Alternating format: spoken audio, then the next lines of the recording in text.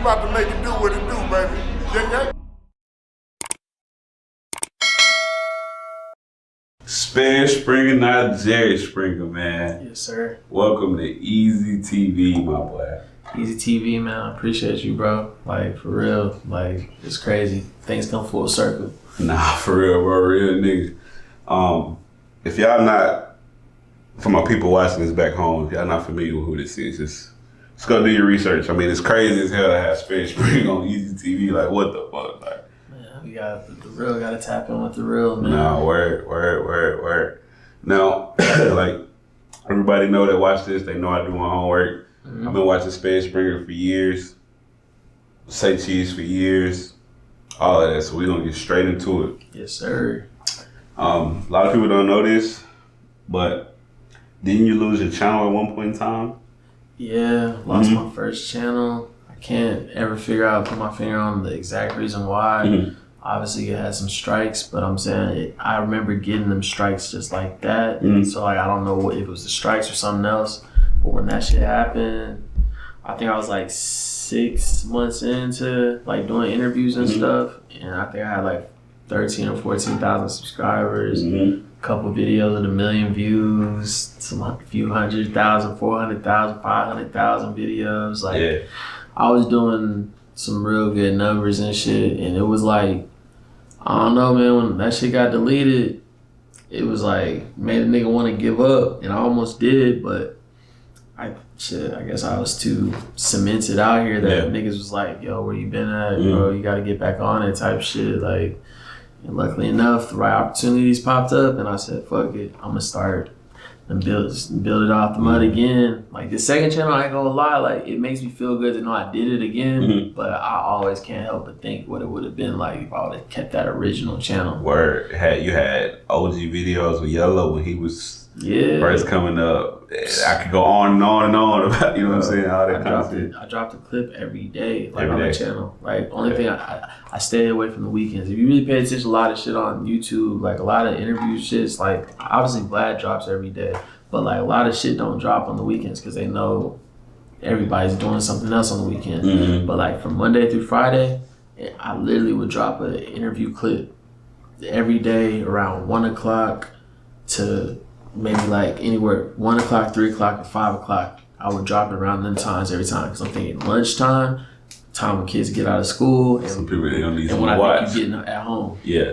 So I thought about that shit like back then, and I stayed consistent because everybody knows YouTube is all about consistency. People check their YouTube this, every day. Every day. You know what I'm saying? Yeah, no, for real. Yeah. Yeah, man, it's an honor, bro. No cap.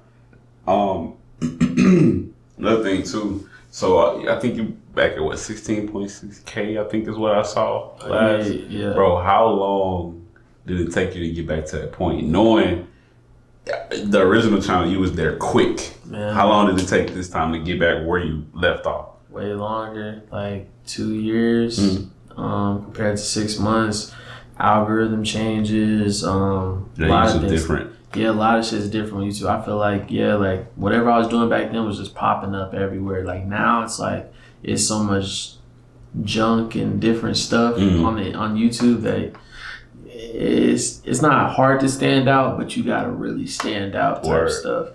So yeah, it took me a minute, but I think what helped me with this channel is like, I was able to introduce the music video stuff. Like I started shooting more music videos, and that kind of opened up a different lane, and I still kept it with the interviews and stuff, but on my first channel, I was producing a lot more unique content. I was doing a lot more compilations, a lot of lists, and I was doing what, some niggas do now when you post like Instagram clips and lives and shit. I was doing that shit back then, which was kind of like the start of that stuff. I didn't start that, but that was when that shit was starting to become popular. But like now, that's the easy thing to do to get some subscribers and views and stuff. But I don't really post that too much on my channel now. Word. Bro, what? So like I said, a lot of people aren't aware that you had a previous channel. What was that interview that took you to the next level, bro? Like, the one that took me to the next level, like, all right, because like a lot of people ask me like what my first big interview was. Like, that definitely turned me up. but took me to, like, Yelby's was the first big one, but like really took me to the next level. To be honest with you, it had to be the first Shawn Cotton one I did. Like, he has like a jean shirt on or something, because I don't think nobody ever seen a nigga like interview the interview nigga. Like, word. You know what I'm saying? This is Shawn Say Cheese when he's taking off. Like, he's becoming the rich nigga, get copping the Lambos and all this stuff. So like, I think that was big, especially because we was able to talk about like DFW stuff and get his honest opinion, like shit that all these other interview people when he goes to other cities would never ask because they don't know. But I'm over here asking them everything, the ins and outs of just straight DFW stuff. But I feel like that was big because it was like, I wouldn't say the passing of a guard, but it was like, if this nigga Say Cheese is stamping this Sperry Springer shit by doing this interview. And I feel like after that it was like, shit, fucking, I think I interviewed Bugatti after that shit, or I might have interviewed him before, but met Sauce Walker like a month later. Everything kind of like took off. Because even when I met Sauce Walker, it's not like we got like a classic ass interview in. It was just like I got locked in with TSF and shit from that point on. And from that point, I was just like, it was up from there. What? I'm gonna ask you a question about those specific Texas artists too later on in the interview. Now, the Springer part. I mean, I don't know if Sperry's your real name or not, but like, bro, what was you thinking about Sperry Springer? Like, I know somebody asked you this question before, but for my viewers, like, because it's catchy as fuck. Like, it's just catchy. Like, so pretty much like the Sperry Springer. It's kind of like. It was kind of a playoff of like, a nigga, I didn't grow up wearing Sperry's and shit. Once I got to college, I had a homie who always wore Sperry's and shit. We used to clown him for wearing that shit.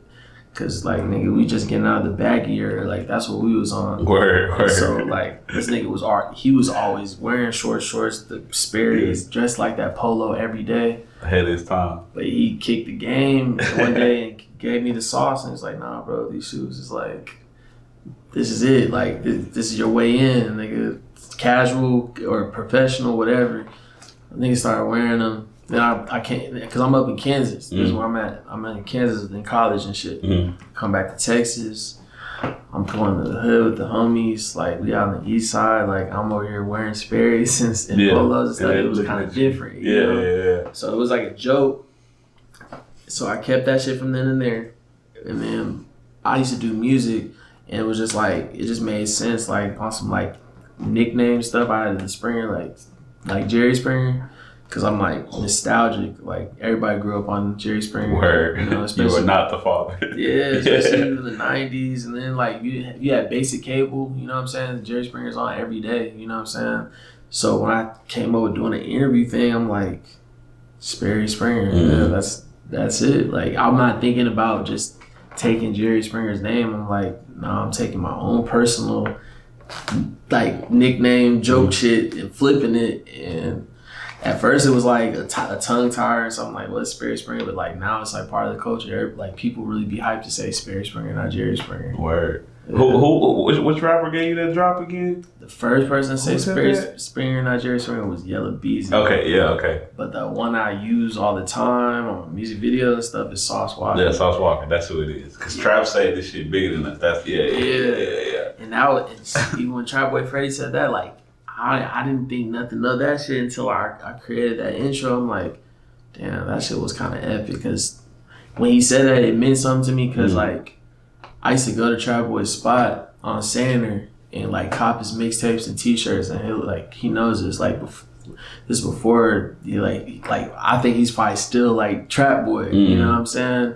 And for when I ran into him at that time at South by and he said that, I could tell like he meant that shit. Like, damn, like you really like on the come up type shit. Because that wasn't no planned interview. Just ran into him on the spot. He's like, yeah, go ahead, Sperry, let's go.